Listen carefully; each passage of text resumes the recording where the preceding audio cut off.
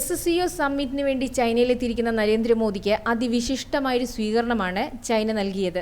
ഈ ഒരു SCO ഉച്ചകോടിയിലെ ഇന്ത്യയും പാകിസ്ഥാനും ഉൾപ്പെടെ 10 രാജ്യങ്ങളാണ് അംഗങ്ങളായിട്ടുള്ളത്. ഏകദേശം 20ഓളം രാജ്യങ്ങളെ അതിഥികളായിട്ടും ക്ഷണിച്ചിട്ടുണ്ട്.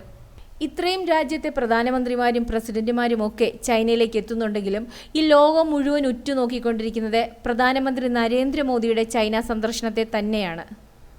ലോകത്തെ തന്നെ ഏറ്റവും വലിയ ശക്തിയായി മാറിയിരിക്കുന്ന ചൈന, ലോകത്തെ ഏറ്റവും വലിയ ശക്തിയാകാൻ ഒരുങ്ങുന്ന ഇന്ത്യ, അങ്ങനെയുള്ള 2 രാജ്യങ്ങളുടെ കൂടിക്കാഴ്ച അല്ലെങ്കിൽ കൂടിച്ചേരൽ, അത് പല രാജ്യങ്ങളുടെയും നെഞ്ചിടിപ്പേറ്റുമെന്നുള്ളതാണ് സത്യം. ഇന്ത്യയിലെയും ചൈനയിലെയും 2.8 ബില്യൺ ജനങ്ങളുടെ ക്ഷേമം നമ്മുടെ രാജ്യങ്ങൾ തമ്മിലുള്ള സഹകരണത്തെ ആശ്രയിച്ചിരിക്കുന്നു എന്നാണ് പ്രധാനമന്ത്രി മോദി ചൈനീസ് പ്രസിഡന്റ് ഷീ ജിൻപിങ്ങിനോട് പറഞ്ഞത്.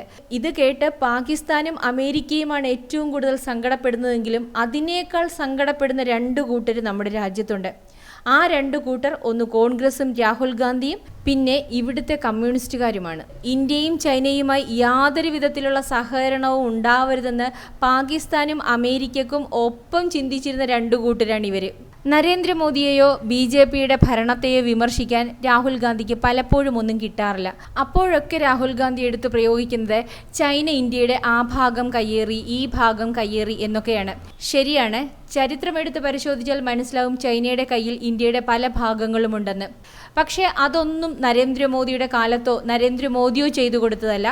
അതൊക്കെ നെഹ്റുവിൻ്റെ കാലത്തുണ്ടായ ഇന്ത്യയും ചൈനയും തമ്മിലുള്ള യുദ്ധത്തിലും ഇന്ദിരാഗാന്ധിയുടെ കാലത്തുണ്ടായ ഇന്ത്യയും ചൈനയും തമ്മിലുള്ള യുദ്ധത്തിലുമൊക്കെ ചൈന പിടിച്ചെടുത്ത സ്ഥലങ്ങളാണ്. ഇതൊന്നും പുള്ളിക്ക് അറിയാഞ്ഞിട്ടൊന്നുമല്ല ഇങ്ങനെയൊക്കെ സംസാരിക്കുന്നത്. ചിലപ്പോൾ അറിയാഞ്ഞിട്ടായിരിക്കാം. ചരിത്രത്തിൽ വലിയ ബോധമൊന്നുമുള്ള ആളല്ലെന്ന് പലപ്പോഴും തോന്നിയിട്ടുണ്ട്. മറ്റുള്ളവർ പഠിപ്പിച്ചു കൊടുക്കുന്നത് അനുസരിച്ച് പറയുന്ന ഒരു മനുഷ്യനായിട്ടാണ് നമുക്കൊക്കെ തോന്നാറുള്ളത്.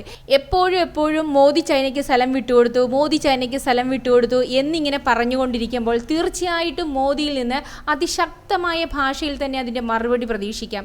രാഹുൽ ഗാന്ധിക്ക് കൊള്ളുന്നതിനെക്കാട്ടിലും കൂടുതൽ അത് ചെന്ന് കൊള്ളുന്നത് ചൈനയ്ക്കിട്ടായിരിക്കുമെന്ന് ഇദ്ദേഹത്തിന് അറിയാം. അതിർത്തി രാജ്യങ്ങളിലെ ഭരണാധികാരികളൊക്കെ പരസ്പരം അവരുടെ വാക്കുകളും പ്രവൃത്തികളും ഒക്കെ നിരീക്ഷിച്ചുകൊണ്ടേയിരിക്കും. മോദിയിൽ നിന്നും എപ്പോഴും പ്രകോപനപരമായ വാക്കുകൾ വരുമ്പോൾ ചൈന അത് ശ്രദ്ധിക്കുകയും മോദിയോടും ഇന്ത്യയോടും അകൽച്ച പാലിക്കുകയും ചെയ്യും. അതിനു വേണ്ടിയിട്ടുള്ളൊരു തന്ത്രമാണ് ഈ രാഹുൽ ഗാന്ധി ഇറക്കുന്നതെന്ന് മോദിക്ക് പലപ്പോഴും അറിയാം. അതുകൊണ്ട് തന്നെയാണ് അത്തരം വിഷയങ്ങൾ സംസാരിക്കുമ്പോൾ മോദി പലപ്പോഴും മറുപടി കൊടുക്കാതിരുന്നിട്ടുള്ളത്. ഇനി ഇവിടുത്തെ കമ്മ്യൂണിസ്റ്റുകാരായിട്ടുള്ള ആൾക്കാർ ഞങ്ങളുടെ ചൈന ചെയ്തത് നോക്കൂ, ഞങ്ങളുടെ കമ്മ്യൂണിസ്റ്റ് ചൈന ചെയ്തത് നോക്കൂ എന്നൊക്കെ പറയുമ്പോൾ ഈ കമ്മ്യൂണിസ്റ്റുകാരല്ലാത്തവർക്ക് ഒരു ചൈനയോടൊരു വെറുപ്പ് തോന്നും. ഇന്ത്യയിൽ ഈ കമ്മ്യൂണിസ്റ്റ് ചൈനയാണ് ഭരിക്കുന്നതെന്ന് ചിന്തിക്കുക. പിന്നെ എന്ത് സംഭവിക്കുമെന്ന് വെച്ചാൽ ഇന്നിവിടെയുള്ള കമ്മ്യൂണിസ്റ്റുകാർ ഒരാൾ പോലും സൂര്യവെളിച്ചം കാണത്തില്ല.